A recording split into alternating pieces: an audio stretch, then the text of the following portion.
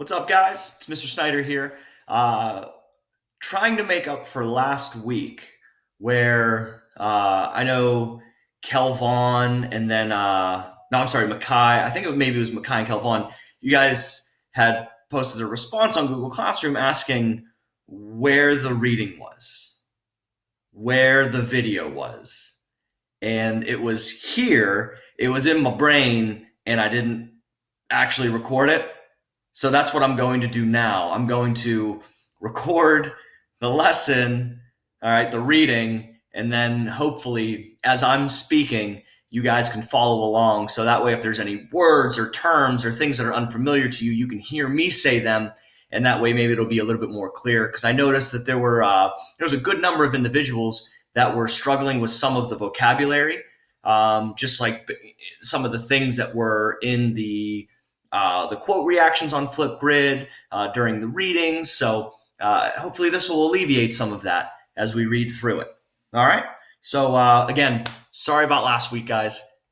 My bad. We're going to go ahead and get started now with what you see here. So it's still in the draft version. I'm still making it. But this is what you're going to be doing right here. Watch the video of the first read. Yeah, my bad. Sorry, didn't record it. You're going to read Excerpt 2. So you can actually follow along as we go through this because I'm going to have it projected onto my screen. And then you can complete the second read questions on a Google Doc, just like we did last week. And then remember, please, please, please turn that in and submit it to Google Classroom. All right, so let's go ahead and get started with the Frederick Douglass excerpt. All right.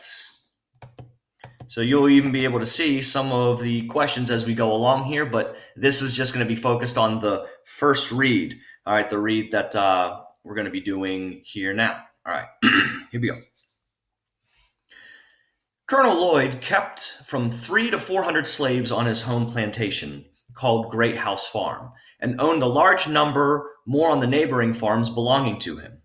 This Great House Farm was the great business place. It was the seat of government for the whole 20 farms. Here, too, the slaves of all the other farms received their monthly allowance of food and their yearly clothing.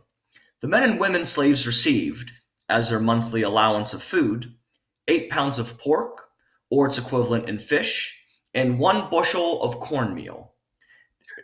Excuse me. Their yearly clothing consisted of 2 coarse linen shirts, 1 pair of linen trousers, like the shirts, 1 jacket, 1 pair of trousers for winter, made of coarse Negro cloth, 1 pair of stockings, and 1 pair of shoes, the whole of which could not have cost more than $7. The allowance of the slave children was given to their mothers, or the old women having the care of them.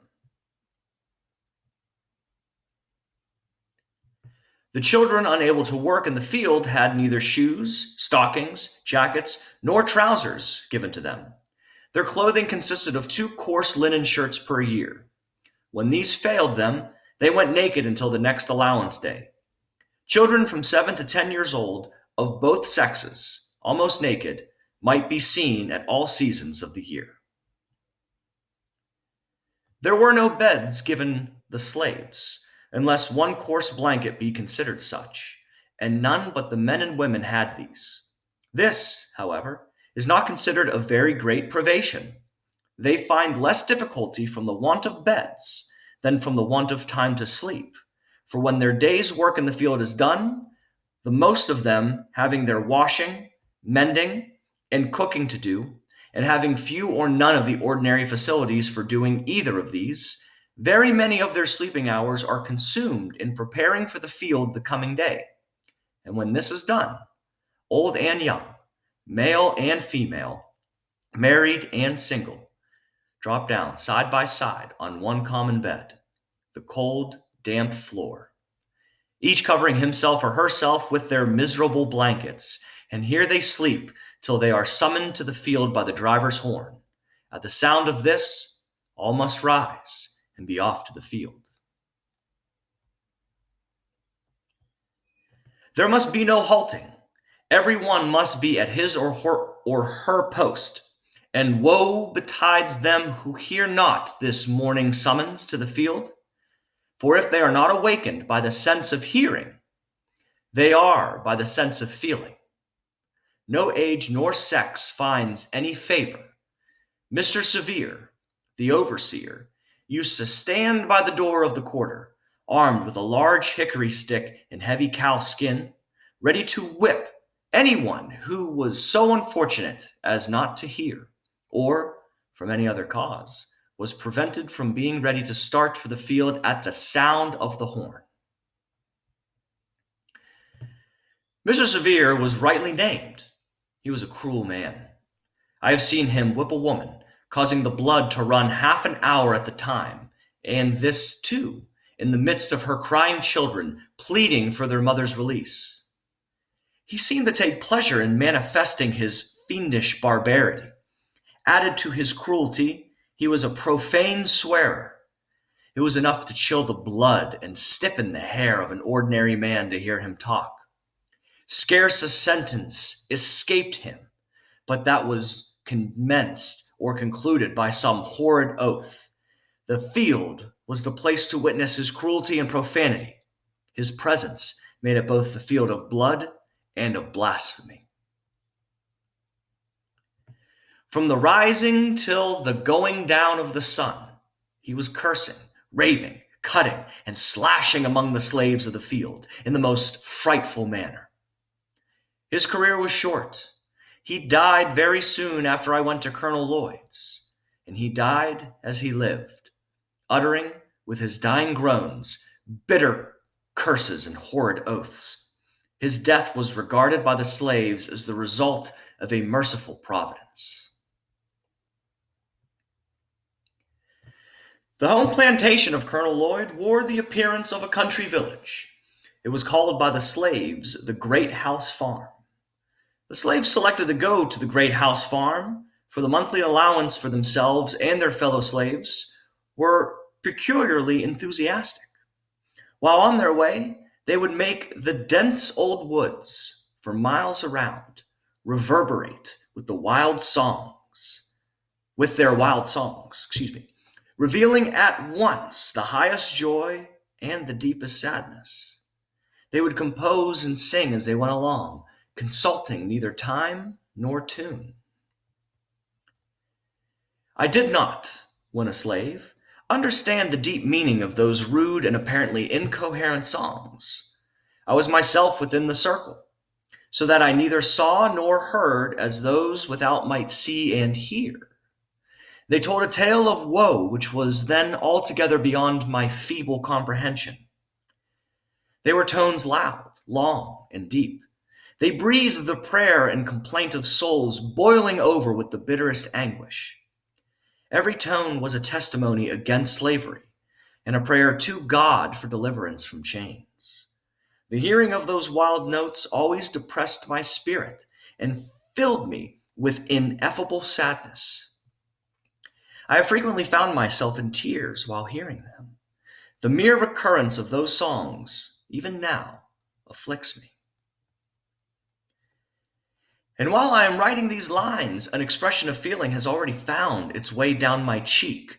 To those songs I traced my first glimmering conception of the dehumanizing character of slavery.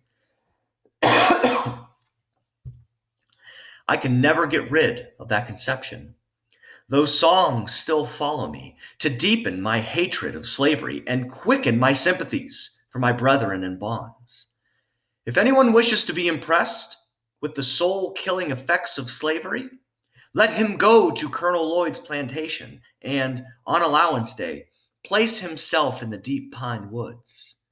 And there let him, in silence, analyze the sounds that shall pass through the chambers of his soul. And if he is not thus impressed, it will only be because, quote, there is no flesh in his obdurate heart. I have often been utterly astonished, since I came to the North, to find persons who could speak of the singing among slaves as evidence of their contentment and happiness. It is impossible to conceive of a greater mistake. Slaves sing most when they are most unhappy. The songs of the slave represent the sorrows of his heart, and he is relieved by them, only as an aching heart is relieved by its tears. At least, such is my experience. I have often sung to drown my sorrow, but seldom to express my happiness. Crying for joy and singing for joy were alike uncommon to me while in the jaws of slavery. The singing of a man cast away upon a desolate island might be as appropriately considered as evidence of contentment and happiness as the singing of a slave. The songs of the one and of the other are prompted by the same emotion.